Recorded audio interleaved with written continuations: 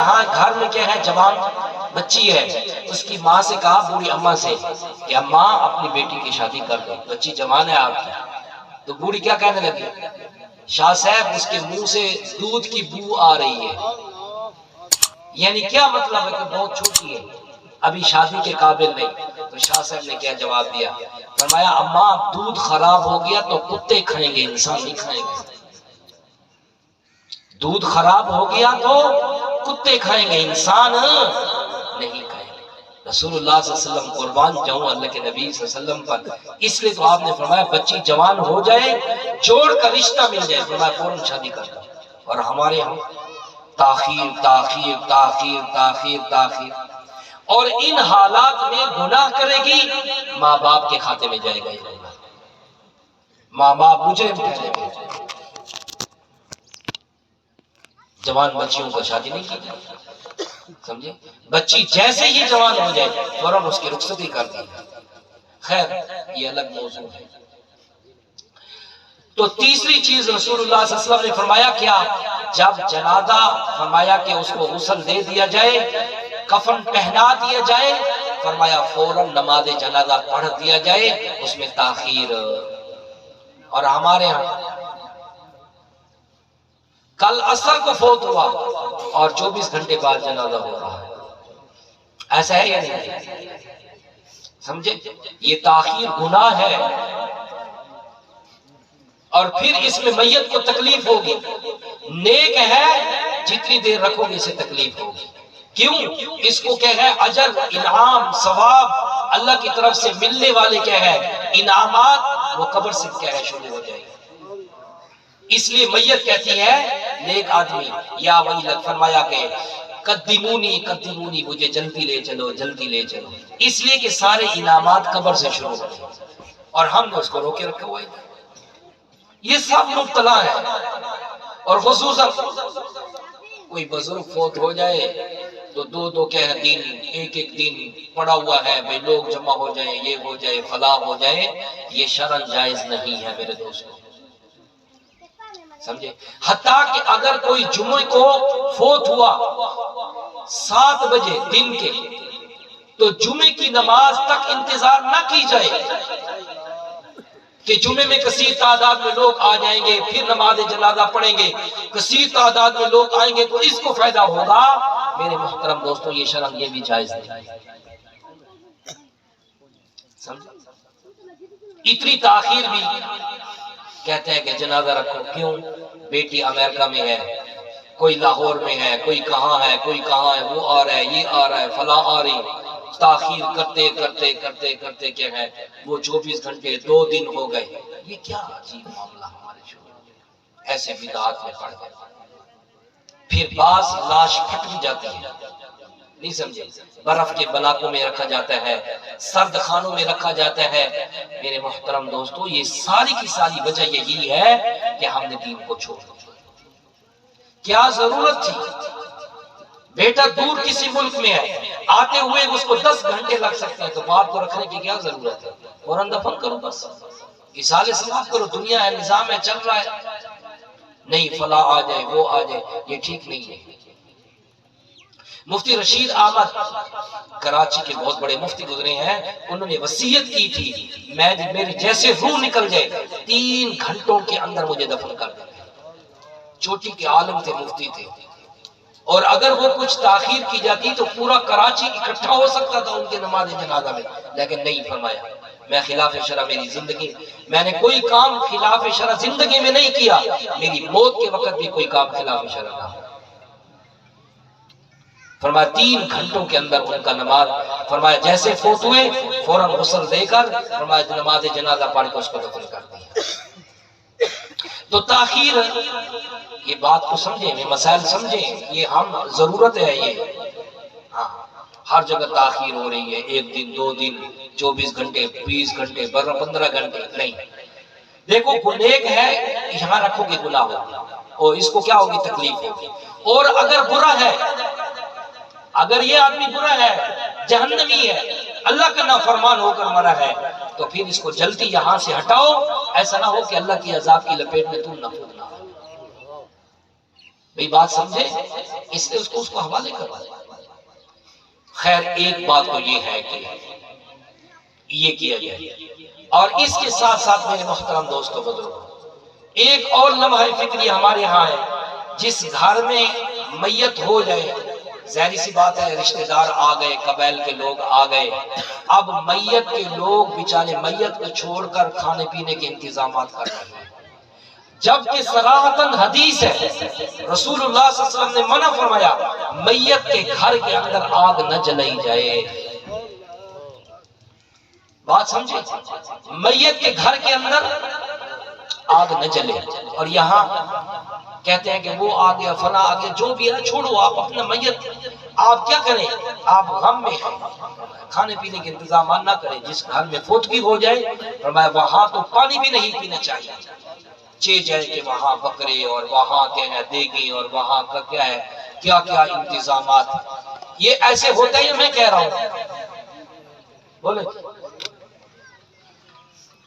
یہ شرم جائز نہیں ہے۔ رسول اللہ صلی اللہ علیہ وسلم نے منع کی ہے کہ جس گھر میں میت ہو جائے اس گھر میں کھانا نہ بنا جائے۔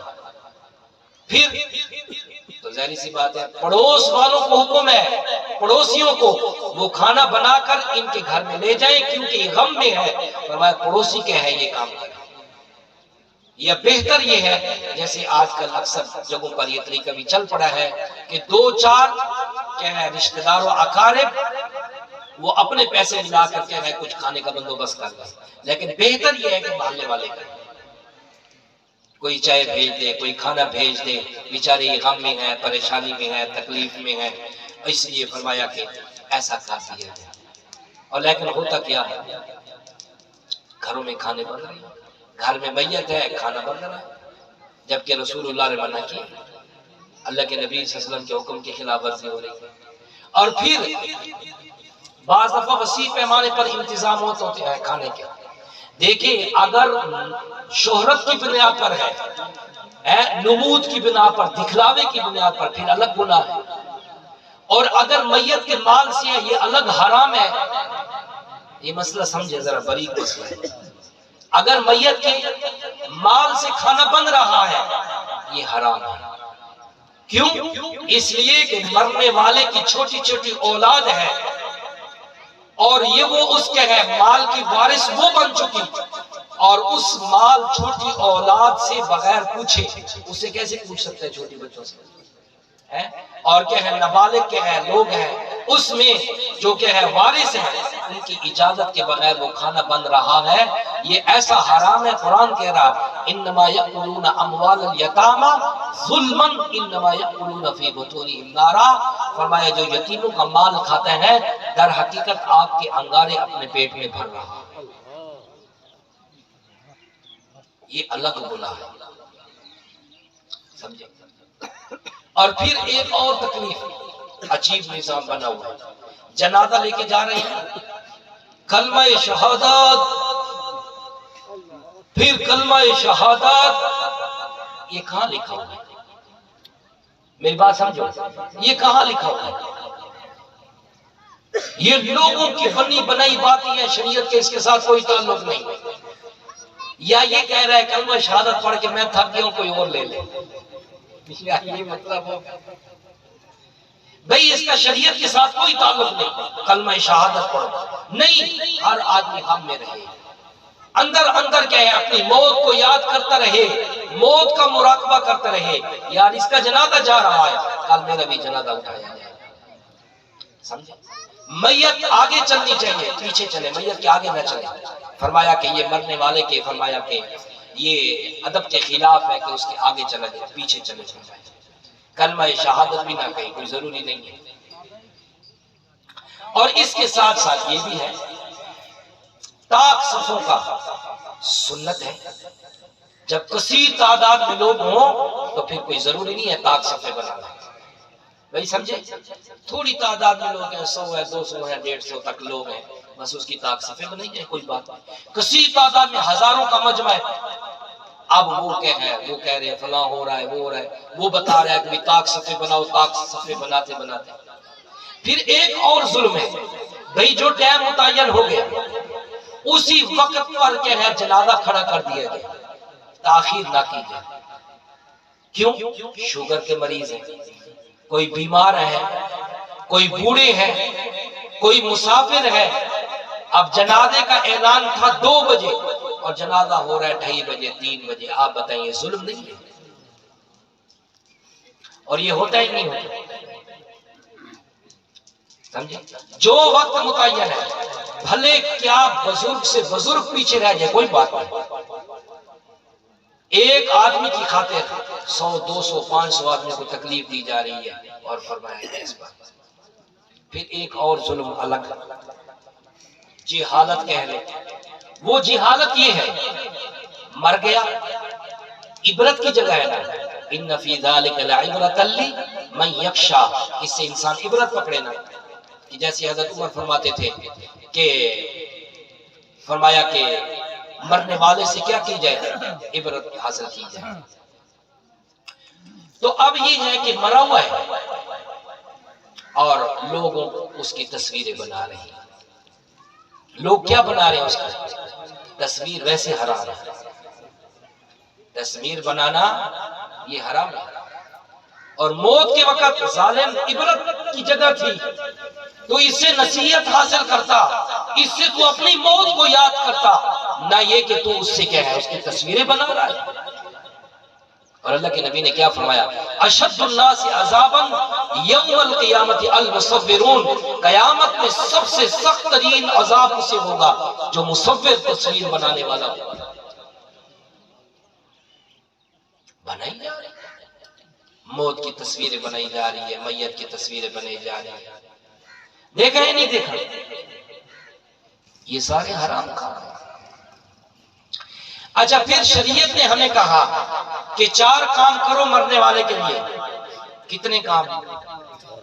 4 کام. پہلا کام کیا ہے؟ فرمایا کہ اس کے لیے تجہیز و تکفین کرو. جو سب سے پہلا کام کرنا ہے فرمایا اس کے لیے تجہیز و تکفین، یہ جلدی کرو. فرمایا دوسرا یہ ہے کہ اگر یہ مقروض ہے تو اس کے قرضے کا کیا ہے؟ اس کے قرضے کی خلاصی کا بندوبست کرو. اس کے مال سے 4 حق ہے میت کے. پہلا حق یہ ہے کہ مرنے والے کے مال سے اس کی تجہیز و تکفین کا انتظام کیا. غسل ہے، کفن ہے، ساری چیزیں. دوسرا حق یہ ہے فرمایا کہ مرنے والا فرمایا کہ اگر اس کے جو مال ہے اس سے، اس کے مال سے فرمایا کہ جو اس نے قرضے دینے ہیں لوگوں کو، وہ قرضوں کا کیا ہے، یعنی اس کے دینے کا کیا ہے، انتظامات کیے ہیں. جتنے قرضے اس نے دینے ہیں لوگوں کو وہ کیا ہے، قرضے اس کے اتار دیے ہیں. اور پھر تیسرا حق، یہ 2 حق ہو گئے نا. یہ بات سمجھو، یہ مسئلے ہیں. پہلا حق کیا ہے؟ بولو نا. تجہیز و تکفین. پہلے اس کے لیے کیا ہے، کفن خریدنا ہے، اس کی قبر کا انتظام ہے، اس کے کیا ہے غسل ہے، یہ سارے کا اسی کے اندر آ جائیں گے. تجہیز و تکفین پہلا حق مرنے والے کا. دوسرا کیا ہے؟ اس کے اوپر جتنے قرضے ہیں وہ قرضے کیا ہے؟ فرمایا کہ قرضے کی ادائیگی کر دی جائے اس کے مال سے. تیسرا حق شریعت کیا کہہ رہی ہے؟ تیسرا حق یہ ہے کہ جو اس نے کوئی وصیت کی ہے موت کے وقت کہ میں مر جاؤں تو میرے مال سے کیا ہے، کوئی مسجد بنا دینا، کوئی مدرسہ بنا دینا، کوئی سبیل لگا دینا، کوئی نلکا لگا دینا. فرمایا اس میت کے مال کے تیسرے حصے سے اس کی وصیت کو پورا کیا جائے. میت کے مال کے تیسرے حصے سے، یعنی اگر ٹوٹل 3 لاکھ چھوڑے ہیں تو تیسرا حصہ کتنا بنے گا؟ 1 لاکھ. 1 لاکھ سے اس کی جو وصیت ہے جائز اس کو پورا کیا. اور وصیت بھی جائز پوری کرنی ہے، جائز پوری نہیں کرنی. اور چوتھا حق اور آخری حق فرمایا مر جائے، آخری حق یہ ہے فرمایا کہ پھر اس کی جو میراث ہے اس کو صحیح صحیح تقسیم کیا جائے. یہ کتنے حق ہیں؟ یہ 4. اب یہ 4 حق تو ہم نے ڈال دیے پسے پوچھتے. کیسے ڈال دیے؟ پسے پوچھتے. اور 5واں جو بدعت تھا کل خانی، اس کو ہم نے زوروں پر کر لیا. یہ بات سمجھ آ رہی ہے؟ یہ شریعت کے 4 حق ہیں، خدا کی قسم ڈنڈے کی چوٹ پر کہتا ہوں یہ 4 حق ہیں، 5واں کوئی حق نہیں۔ یہ 4 حق ہیں شریعت کے، ان کو مسلمانوں نے پس پس ڈال دیا۔ اور 5ویں چیز بدعت، اس کو کیا ہے، زور شور ہے، ہر جگہ کے ہیں، بڑے بڑے مولوی آ رہے ہیں اور کل خانی ہو رہی ہے، لوگ آ رہے ہیں اور کہتے ہیں بڑی تعریفیں ہوتی ہے کہ بڑا اچھا بیان ہوا، بڑی کثیر تعداد میں لوگ آئے۔ دیکھو یہ کل خانی شرعاً جائز نہیں ہے۔ اگر کوئی یہ سوال کرے کہ مولوی کر رہے ہیں، جو کر رہا ہے پھر ان سے پوچھو، سمجھے؟ ہو سکتا ہے کوئی مصلیت ہو، مصلیت وہ یہی کہتے ہیں کہ اتنا بڑا مجمع ہمیں کل خانی میں ملتا ہے، کہیں اور نہیں ملتا، اس لیے ہم اپنی بات کر لیتے ہیں۔ بعض یہ کہتے ہیں، وہ جانے، ان کا خدا جانے، ان کا نظام جانے، میں ان کے ساتھ میرا کوئی وہ واسطہ نہیں ہے۔ میں آپ کو شریعت کے اصول اور ضابطہ اور قانون بتا رہا ہوں کہ شریعت نے یہ 4 چیزیں مسلمان پر لازم قرار دی۔ خدا کی قسم کہہ کے کہہ رہا ہوں کل خانی کا شریعت میں وجود ہی نہیں ہے۔ میراث تقسیم کرتے ہوئے تکلیف ہوتی ہے، اسے پتہ ہے کہ مال تقسیم ہو جائے گا، میرے پیٹ میں کچھ نہیں آ جائے گا، اس لیے اس طرف نہیں جاتا۔ اس کی جائز وصیت ہے، اس کو پورا نہیں کیا جاتا۔ اس نے کتنے لوگوں کے قرضے دینے تھے، اس کی کیا ہے خیر خبر نہیں۔ کل خانی پہ زور ہے۔ پھر اگلی بات اور، کل خانی کم سے کم 15 سے 20 ہزار تو خرچہ ہو جاتا ہوگا نا؟ بولے بولے ہوتا ہے؟ مولوی صاحب کی فیس بھی پوری نہیں ہوتی۔ میں آپ کو صحیح کہہ رہا ہوں، جو کر رہا ہے چاہے وہ مفتی اعظم کیوں نہ ہو، ہمارے لیے وہ حجت نہیں۔ ہمارے لیے حجت کون ہے؟ بولو بھائی، محمد رسول اللہ کی زندگی ہے۔ ایسے ہے یا نہیں ہے؟ لقد کان لکم فی رسول اللہ اسوۃ حسنہ، ہمارے لیے نمونہ کوئی مفتی نہیں، کوئی عالم نہیں، کوئی محدث، کوئی فقیہ نہیں۔ میرے لیے، آپ کے لیے نمونہ محمد رسول اللہ کی ذات ہے۔ آپ کی ثابت ہے کل خانی، آپ نے کل خانی کی، ابو بکر نے نبی کی کل خانی کی تھی، عمر عثمان علی نے کی تھی، 1,24,000 صحابہ نے کی تھی۔ جب نہیں کی تو معلوم ہوا پھر چلو نبی کی نہیں ہوئی، خلفائے راشدین کی ہوئی ہے کل خانی، کسی ایک صحابی کی ہوئی ہے۔ جب نہیں ہوئی تو پھر یہ کیا چیز ہے؟ کل بدعت فی الضلالہ وکل ضلالۃ فی النار، ہر بدعت گمراہی ہے اور ہر گمراہی جہنم میں دھکیل کے لے کے جانے والی ہے۔ بدعات کو تو ہم نے کیا اپنا لیا، وہ کو جو شریعت تھی، دین تھا، اس کو ہم نے پس پس ڈال دیا۔ کل خانی پڑھنے والے جتنے مولوی ہیں، اس کل خانی کے مجمع میں ایک بندہ کھڑا ہو جائے، اس کو بولو کہ مولوی تجھے خدا کا واسطہ یہ بتا کہ یہ شرم ثابت ہے یا نہیں، کوئی دنیا کا مولوی جواب نہیں دے گا کہ یہ جائز ہے۔ وہ بھی وہی کہی کہ یہ حرام ہے، یہ بدعت ہے، یہ گناہ ہے، یہ نبی اور صحابہ اور تابعین اور تبع تابعین سے ثابت نہیں۔ پھر ہر آدمی کر رہا ہے، مولوی کر رہے ہیں، غیر مولوی کر رہے ہیں، گناہ ہے، چاہے جو بھی کرے۔ بات سمجھ؟ میں ایک بات عرض کر رہا تھا، کل خانی پہ خرچہ کتنا ہوا؟ 50,000 کہہ لو بالفرض والمحال، ٹینٹ شمیانے، مولوی اور کیا ہے وہ ڈیگ، پتہ نہیں کیا کیا انتظامات اور کھانے۔ آج کل تو کل خانیوں میں بدعات اتنی عام ہو گئی، فرمایا کہ شادیوں کے موقع پر اتنا اچھے اچھے کھانے نہیں ہوتے جو کل خانیوں پر کھانے بن رہے ہیں۔ سمجھ آ رہی ہے؟ اب بیٹے کو باپ کے مرنے کا غم بھول گیا، اسے معلوم ہے کہ کل خانی نہیں کروں گا، ہر طرف سے ذلت اٹھانی پڑے گی، ہر طرف سے آوازیں آئے گی کہ کل خانی کیوں نہیں کی۔ اب باپ کا غم بھول گیا بہت۔ ہاں وہ بیچارے اس چیز میں ہے کہ میرے پلے تو کچھ نہیں ہے، باپ فوت ہو گیا، اب اتنے وسیع پیمانے پر انتظامات کرنے تو کروں گا کیسے؟ اچھا ایک اور بات وہ یہ ہے کہ جیسے جتنا کل خانی پہ خرچہ ہوا اللہ کے لیے، اگر یہی خرچہ مرنے والے کی کتنی نمازیں رہ گئی؟ سمجھے؟ ہر آدمی تو ایسا نہیں ہے کہ وہ یعنی بلوغت سے لے کر اب تک اس نے مکمل نمازیں پڑھی، بھول جاتی ہیں، نمازیں رہ جاتی ہیں، سمجھے؟ کتنے روزے رہ گئے، ان کا فدیہ تھا۔ اگر وصیت کر کے مرا تو پھر فدیہ اس کے مال سے لازم اور واجب ہو جاتا ہے۔ ہر نماز کا فدیہ ادا کرنا، ہر روزے کا فدیہ ادا کرنا، یہ کرتے ہیں لوگ۔ بولو بولو، آپ کے علاقے میں ہوتا ہے یہ کہ میرا ابا فوت ہو گیا، مجھے یہاں آپ کے اس علاقے میں 7واں سال شروع ہے الحمدللہ، مجھ سے ایک آدمی نے ابھی تک نہیں پوچھا کہ مولوی صاحب ہمارا باپ فوت ہو گیا اور اس کی اتنی نمازیں رہ گئی، اتنے روزے رہ گئے، ہم اس کی نمازوں اس کے روزوں کا کیا کریں؟ میری باتیں سمجھ آ رہی ہیں؟ اے سمجھ آوڑی نہیں، کیونکہ سارا پریشان ہے، ایک کڑوی دوائی ہے، تکلیف تھی مٹے، سمجھ آ رہی ہے؟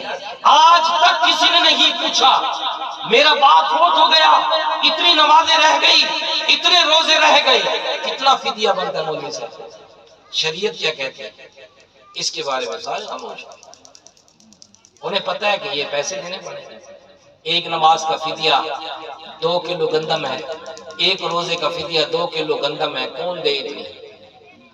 وہ اگر سارے کام چھوڑو بھئی قل خانی کرو تے با کام مکو،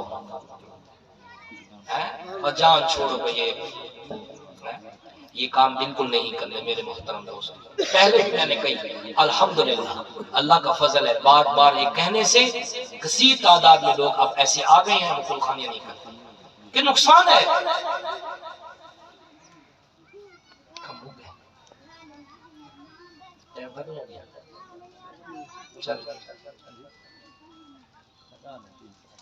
چلو 3-4 منٹ ہیں میرے پاس۔ یہ محترم دوستو، خلاف شرع کام کریں گے، دنیا کے اندر بھی ذلت ہے، رسوائی ہے، اور آخرت میں سب سے بڑی ذلت اور رسوائی ہو۔ یہ سارے کے سارے بدعات ہے، یہ رسومات ہے، یہ کوئی جائز ہے؟ اچھا آپ بتائیں، اعلان کرنے والا اعلان کرتا ہے قل خانی کا، حضرات ایک ضروری اعلان سماعت فرمائیں، فلاں بن فلاں کی قرآن خوانی ہوگی، اتنے بجے آپ لوگ تشریف لانا، یہی ہوتا ہے نا؟ تو جب ہم قرآن خوانی کا کہیں گے تو یہ جائز بھی ہو جائے گا، اس پر ثواب بھی ملے گا۔ اگر کوئی دوسرے مسلک کے بریلوی مسلک کا کھڑا ہو جائے، حضرات ایک ضروری اعلان سنیں، فلاں کی قل خوانی ہوگی، قل خوانی حرام ہے کہ قرآن خوانی جائز ہے؟ ایویں نا بولو بھئی، قل خوانی جائز نہیں ہے، قرآن خوانی بھئی ایک ہی چیز ہے، نام ہم نے خود تبدیل کر لیا، نام تبدیل کرنے سے اس کی کیا ہے حلت اور حرمت میں کوئی فرق؟ وہ چیز حرام ہے، بدعت ہے، گناہ ہے، معصیت ہے، رب اور نبی کی کیا ہے خلاف ورزی ہے، نام بدلنے سے کام نہیں بنے گا۔ ہم نے تبدیل کر دیا، قرآن خوانی کہہ دیا۔ اگر ایک آخری بات مسئلات کر دیا، مسائل تو بڑے زیادہ تھے۔ فدیہ تو میں عرض کر چکا ہوں کہ ایک نماز کا کیا ہے 2.25 کلو گندم ہے، ایک نماز کا، اور دن میں کتنی نمازیں ہیں؟ 6 ہیں، 5 نہیں 6، 500 نمازیں ہو گئی۔ وتر کا بھی فدیہ ہے، وتر کا بھی کیا ہے؟ وتر واجب ہے نا، اس کے فدیہ بھی دینا پڑے گا، بھئی سمجھے؟ خیر میں آخری بات عرض کر کے اپنی بات، پھر زندگی باقی تو ملاقات باقی۔ آخری مسئلہ یہ ہے، بعض نہ مرنے والوں پر کیا ہے وہ کہتے ہیں کہ اس پر ہم ترس کھائیں، رحم کھائیں۔ ایک حافظ کو مقرر کر دیتے ہیں کہ آپ نے بابا کی قبر پر جو ہے نا وہ روزانہ کی بنیاد پر کچھ صورتیں، خصوصاً سورۃ یاسین، سورۃ ملک پڑھنی ہے، اور پھر ہم مہینے کے بعد آپ کو تنخواہ دے دیں گے۔ ایسا ہوتا ہے؟ ایسا بھی ہوتا ہے، یہ بھی حرام ہے۔ یہ کیا ہے؟ یہ حرام ہے۔ حرام کام جب قبر پہ کھڑے ہو کر مولوی کرے گا اور اس پڑے ہوئے کے پیسے وصول کرے گا، یہ کہاں جائز ہے؟ ایسا کرتے ہیں کہ میرے ابا کی قبر پر ظالم کا بچہ ابا تیرا ہے مولوی پڑھے، تو کہاں کیا کرے گا؟ ساری جائیداد پر قابض تو بن گیا، حق تیرا بنتا ہے، پڑھے جا کر مولوی بھی غیرت مند ہونے چاہیے، زور سے تھپڑ مارے کہ تو خود پڑھ، مجھے کیوں کہتا ہے؟ نہیں سمجھے؟